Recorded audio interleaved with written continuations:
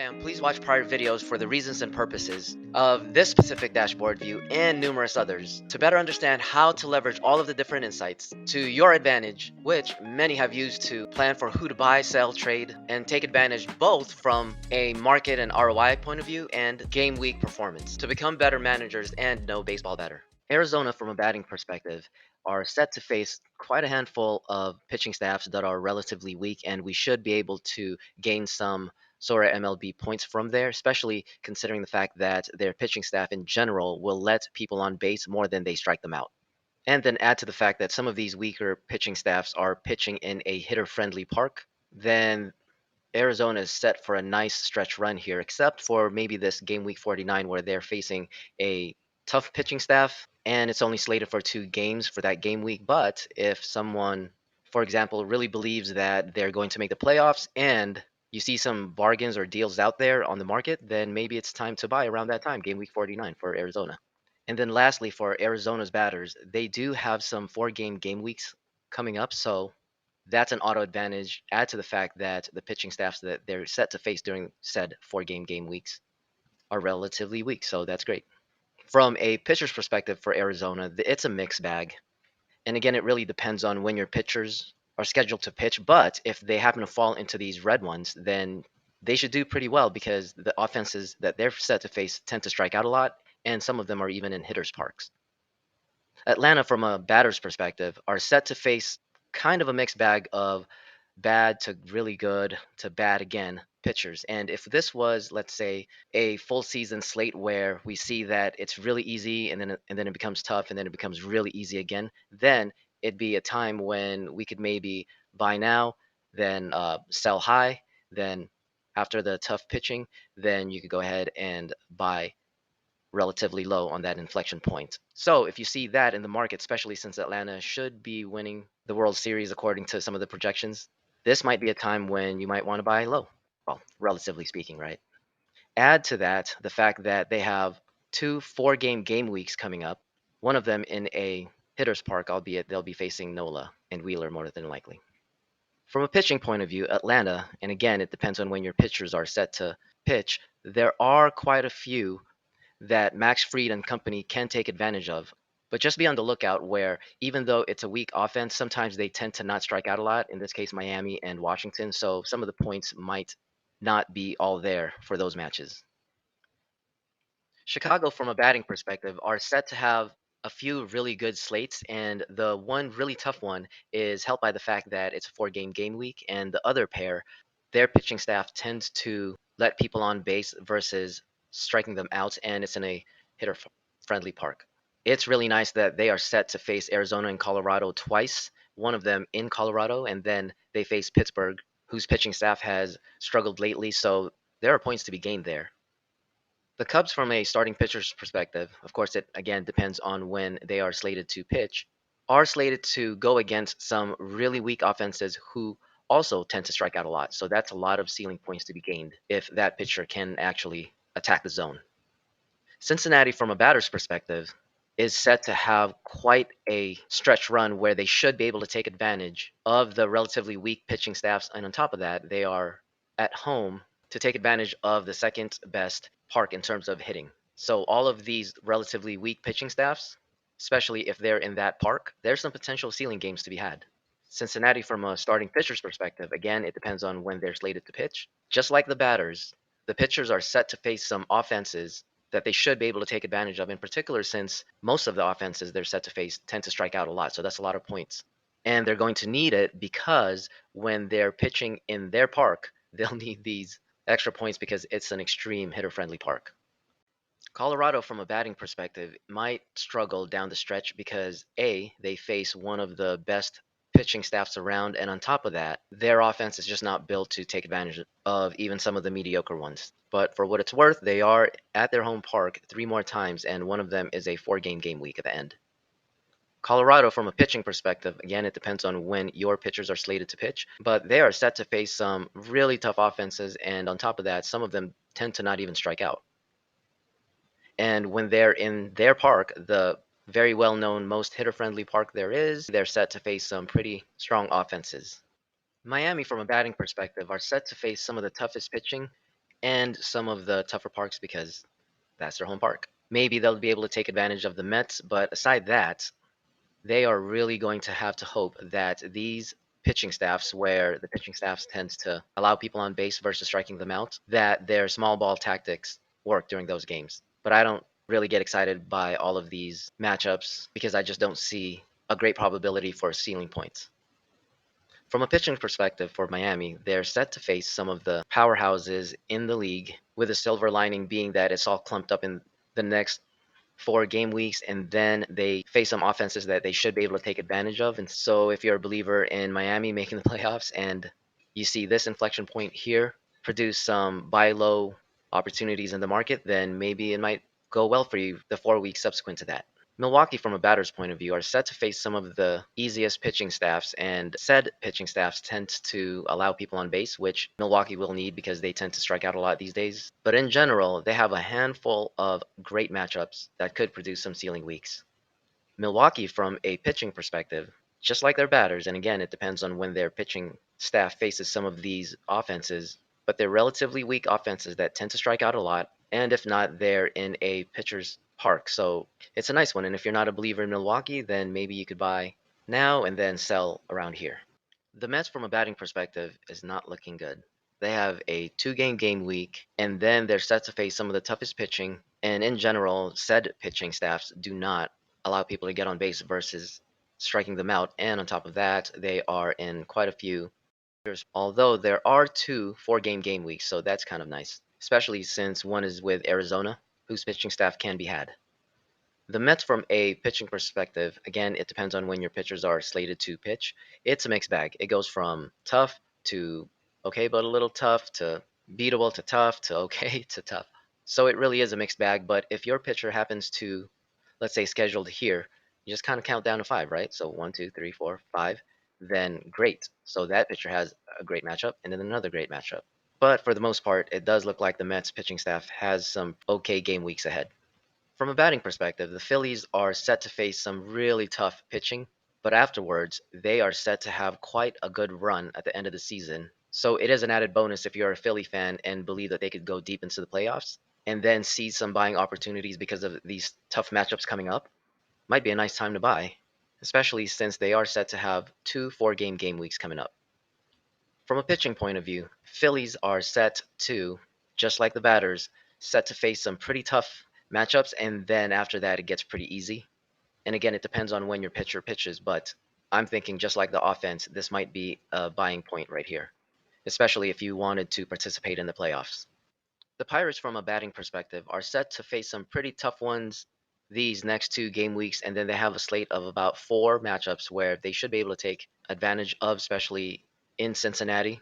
But after that, they have a very tough final 2 game weeks. So if you're not a believer in Pittsburgh and wanted to sell, maybe that might be a time. Pittsburgh, from a pitching perspective, are set to face some offenses that they should be able to gain some points off of, obviously, depending on when your pitcher's schedule lands here. But it's not the worst. But what I am kind of concerned of is that most of these are in relatively hitter friendly parks, and some of their pitchers allow a lot of long balls. San Diego, from a batter's perspective, is set to face some pretty tough pitching, and it is not going to be easy to slide into the playoffs. So if you're not a believer in the Padres and want to sell high around these times here when they should hit some ceiling weeks, then that might be your chance. And as a Padres fan, I hope you're wrong. But seriously, that offense should be able to have some game weeks here. From a pitching perspective, the Padres are set to face some really tough offenses the next 3 game weeks, and those offenses don't even tend to strike out a lot, so that's a problem if your pitcher happens to be scheduled for those. But the latter half are facing some pretty weak offenses that tend to strike out a lot, and some of these are in their park, which is very pitcher friendly. San Francisco, from a batting perspective, are set to face some really nice matchups, and they face Colorado at Colorado, and then again in their park, which is not the worst when it comes to hitters. And then it does get a little tougher in the end, but if you're a believer in their chances at the playoffs, then maybe you hold. After maybe acquiring some now for this really good stretch run where some ceiling game weeks could be had. San Francisco, from a pitching perspective, though, it's a little bit of a different story because there are some potential power offenses and or they don't tend to strike out a lot. And if it is the one week offense Colorado, it's in hitter friendly parks and Cleveland, although relatively weak offensively, they simply don't strike out much, and so that's not a lot of points to be had. From a batter's perspective, St. Louis is set to face some of the toughest pitching and some of the tougher parks to hit in because that's their home park. Or in this case, they're in San Diego, another pitcher's park. They do have a four-game week with Milwaukee, and that could be okay. And they do face Cincy in Cincy, and again at the end of the season. But from a Sorare competition point of view, it's probably not the best. But if you're a believer or a Cardinals fan like me, this presents a buying opportunity for either collections and or to prepare for next season, where it's extremely unlikely that they have the same kind of season.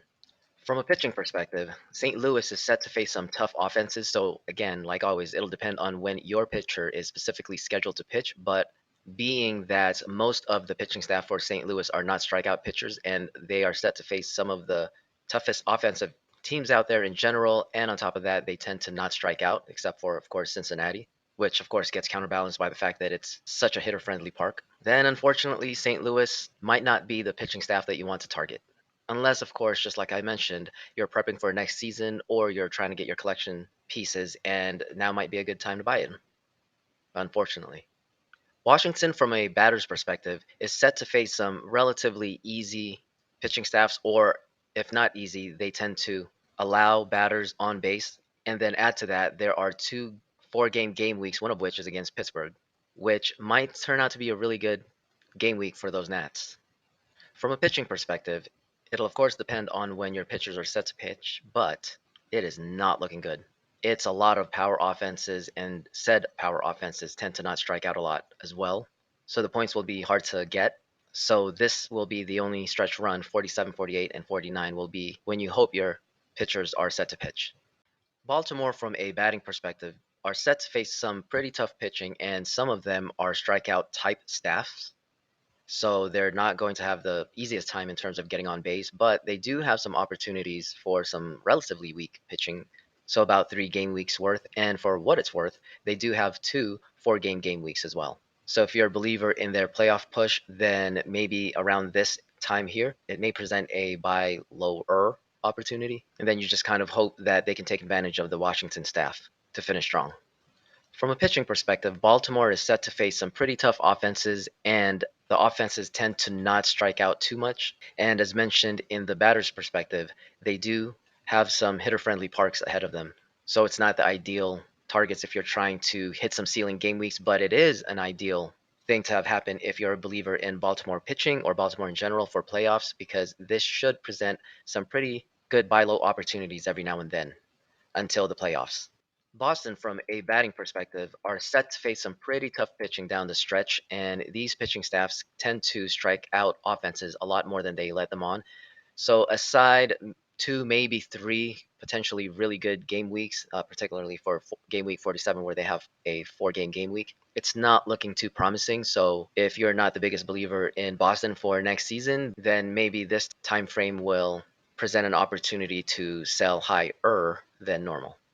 Austin, from a pitching perspective, are set to face some relatively middle of the road offenses for the most part. So it depends on when your pitchers are set to pitch, and you're hoping that they face New York and then the White Sox. But aside that, it might be a toss up in terms of gaining a lot of points from their pitching staff. From a batter's perspective, the White Sox are set to have some pretty good slates coming up, with one of them being a 4 game week with Kansas City and Minnesota. These pitching staffs can be had, and add to that the fact that they are in some pretty hitter friendly parks with pitchers that tend to allow some batters on base versus striking them out. So these batters might have a pretty good end of the season Sorare MLB push, and it might get a little bit tougher for the last 3 game weeks, but such an easy slate in the beginning might make it worth it, and maybe you could sell high around this spot here because it gets a little bit tougher at the end. The White Sox, from a pitching perspective, is kind of similar to the batting in that they face some relatively weak offenses and one pretty strong one, but they strike out a lot in Minnesota.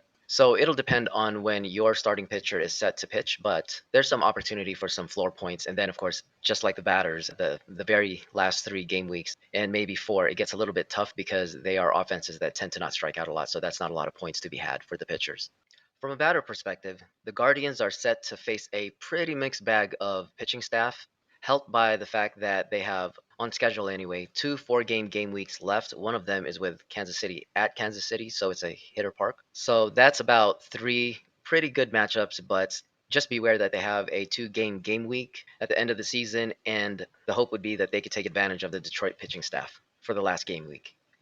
From a pitching perspective, the Guardians are set to face some pretty interesting matchups because, for example, game week 45 and 46, they face pretty strong offenses, but those offenses tend to strike out a lot. So that could be points. And then they face San Francisco, who, again, strike out a lot, and their offense is relatively weak. But then they go through a stretch of some pretty tough matchups in terms of gaining points from a Sorare MLB starting pitcher perspective.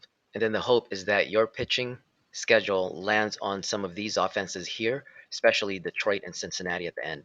So if you're going to target them, maybe target them around here when people might be getting out of their shares for the end of the season, assuming Guardians don't make the playoffs. From a batting perspective, Detroit is set to have quite a stretch run. They have many different pitching staffs who could allow them to gain quite a bit of points, especially since they're set to be in some hitter friendly parks. And even with the Dodgers pitching staff, some of them do tend to allow some runners on base. So if you're a believer in Detroit's young core group, then maybe getting them now for the stretch run and for the next season is not the worst idea.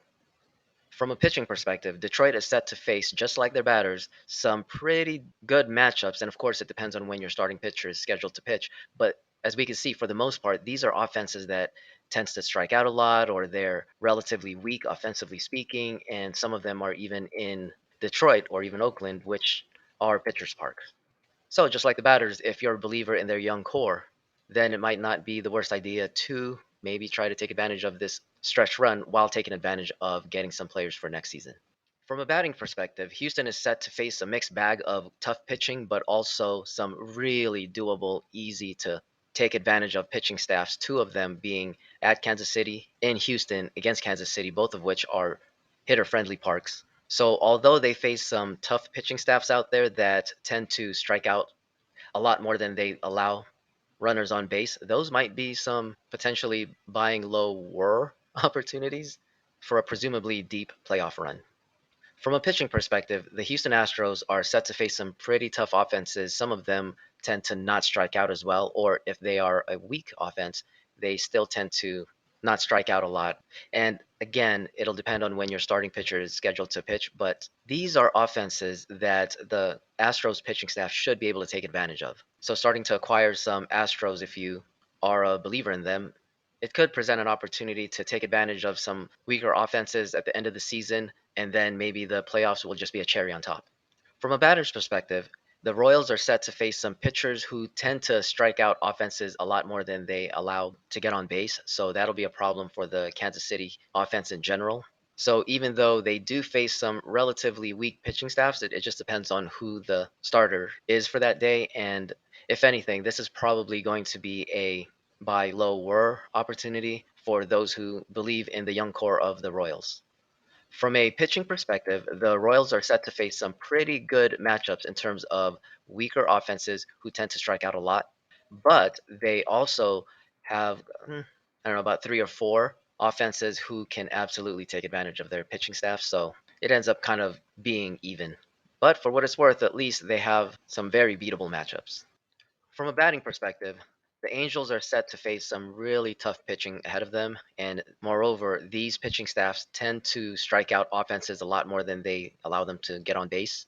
So, aside maybe these last 2 game weeks where they should be able to take advantage, and maybe not even Texas at that point, it's simply not looking like the best for the Angels. From a pitching perspective, the Angels are set to face some offenses that tend to strike out a lot. So that could provide their young core group of pitchers some points, but that assumes that they could actually pitch well during those outings. So I'm a little bit torn because I'm a big Shohei fan, and aren't we all? And so I'm just hoping that their offense during these 2 4-game weeks can take advantage. From a batter's perspective, Minnesota is one of my favorites in terms of targets. not only because they're set to be in the playoffs, but because of how well their batting matchups are ahead of said playoffs. And they even have two in the first and second best in terms of a hitter friendly park. So, aside maybe Tampa Bay, they're set to be in a good stretch run, especially since that Tampa Bay outing is a 4 game week. So, it's an auto advantage. From a pitching perspective, Minnesota is set to face some pretty good matchups with the big caveat. The big caveats being, as an example, Cleveland is weak offensively, or tend to be weak, but they don't tend to strike out either. So that's a lot less points there. Tampa Bay has not been the powerhouse recently, but even if they become as such, again, they tend to strike out a lot. And then at Cincinnati, in a hitter's park, but they tend to strike out a lot as well. So maybe that evens out. Same for the Angels. And then in Colorado, it's obviously scary, but they strike out so much that it might be worth it. So of course it depends on when your starting pitcher is set to pitch, but there are quite a few in here that particular pitching staff should be able to take advantage of because of all these strikeout heavy offenses. The Yankees, from a batter's perspective, face some pretty good matchups that, provided their offense gets back on track, they should be able to take advantage of some of these matchups here, especially their very last matchup in Kansas City. And then they have a really nice week at Boston with a 4 game week. So if you're a believer in the Yankees, specifically for next season, getting them now might not be the worst idea, provided that there are some values to be had, and you think that this is just one of those anomalies and they get back to it next year. From a pitching perspective, most of the offenses that they're set to face tend to not strike out too much, and three of them are in hitter friendly parks. So, depending on where your starting pitcher lands in terms of schedule, you're just hoping for the Detroit, Milwaukee, Pittsburgh, and Kansas City slate for your pitchers. But again, this might present some buy lower opportunities for some of your Yankee pitchers for next year and beyond. Oakland A's, from a batter's perspective, are set to face some pretty tough pitching out there, and even the ones that are not as tough, on paper at least, I don't know if their offense is able to actually take advantage of them. But for what it's worth, they do have one 4 game week ahead. So if you're a believer in the soon to be Las Vegas A's, then maybe you can acquire some if you like risk and all. From a pitching perspective, Oakland is set to face some pretty high powered offenses. And if you check the schedule and your Oakland pitchers are facing these offenses, it might not be the best game weeks to start them or start them in general. And really, they have maybe one against Detroit that they may be able to take advantage of. But aside that, even with the strikeout heavy approach of the Angels in Minnesota, I'm not that confident. From a batter's perspective, the Mariners are set to face some pretty solid pitching staffs out there, and as you can see with some of these names, there are some aces in that staff. The silver lining would be the fact that some of them in general will allow a lot of runners on base versus strictly striking them out. And then they also have two 4 game weeks, which is a big help, obviously. So if a lot of people are selling and you're a believer in the Mariners, especially for a big playoff push, then maybe that's the silver lining there as well, that some of these matchups may present a buy lower opportunity. From a pitching perspective, Seattle is set to face a lot of good offenses, except for, of course, Oakland and maybe Cincinnati, but that's a batter or hitter park. So it's not going to be easy, but the silver lining, just like the batting section, this could be an opportunity to get some of these pitchers, especially some of the young ones if you believe in them long term. So you get the added benefit of the playoffs, some of these matchups, and then potentially their career, so to speak. From a batter's perspective, Tampa Bay is set to face some really good pitching staffs, and some of these teams have some aces in them. And in general, on top of their pitching staffs being so good, those pitching teams tend to not even allow runners on base, and they tend to strike them out more often than not. So it's a really tough stretch, but the silver lining, just like some of the Seattle ones, could be that there might be a lot of opportunities to buy low, especially if you're a big believer in Tampa Bay's good playoff push. And another silver lining with Tampa Bay is that they do have two 4 game weeks coming up, albeit again, it's with some pretty tough pitching. From a pitching perspective, just like their batters, Tampa Bay is set to face a pretty brutal schedule, and maybe it's helped by the fact that some of these teams do tend to strike out a lot, even though they're pretty good offensively. These teams are the Angels, the Twins, and the Mariners. But again, it's not ideal, but also, again, it might be a silver lining in that it could present some buying opportunities if that's a good move for you and your gallery. From a batter's perspective, the Texans are set to face some pretty solid pitching staff with two matchups against Oakland and the Angels as really good, especially since the Angels series is a four-game week and Toronto, although a tough pitching staff, is a four-game week as well. But aside that, there's really not a lot of ceiling game weeks, but it's the Texans and they have the power offense, so it doesn't matter what the pitching staff is sometimes. And really, this is a silver lining in that if it causes people to be low on them, then it might be a good idea to be high on them, and it could present a buying opportunity if you're a believer in Texas in general or their playoff push. From a pitching perspective, the Texans are set to face some pretty good offenses, and these offenses tend to not strike out either, except at the very end where they get to face the Mariners, the Angels, and then the Mariners again in a pitching park as well. Because even though they're good offenses, they tend to strike out, and that could equate to a lot of points. So, just like the batter's perspective, for the Texans, it could be a silver lining in that you might be able to get some of these pitchers for lower than normal.